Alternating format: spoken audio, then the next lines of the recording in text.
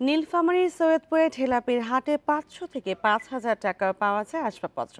ঐতিহ্যবাহী এই হাটে সপ্তাহে 2 দিন চলে বেচাকেনা। স্থানীয়দের পাশাপাশি জেলার অন্যান্য উপজেলা থেকেও কারিগররা আসেন কাঠের তৈরি পণ্য নিয়ে। স্বল্প আয়ের মানুষ ঘর সাজাতে ঠেলাপির হাটের নেই চুরি। বান্ডেল থাকলে প্রতি সেনমানিতে টাকা বাঁচবে।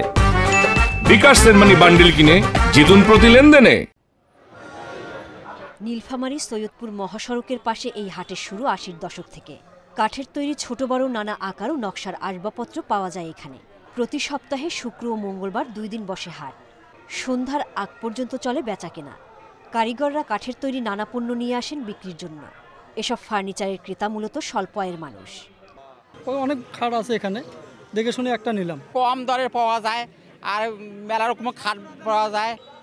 খাট, আলনা, আলমারি, চেয়ার সহ নানা ফার্নিচার কম দামে পাওয়ায় আশপাশের এলাকা থেকে অনেকে আসেন কিনতে।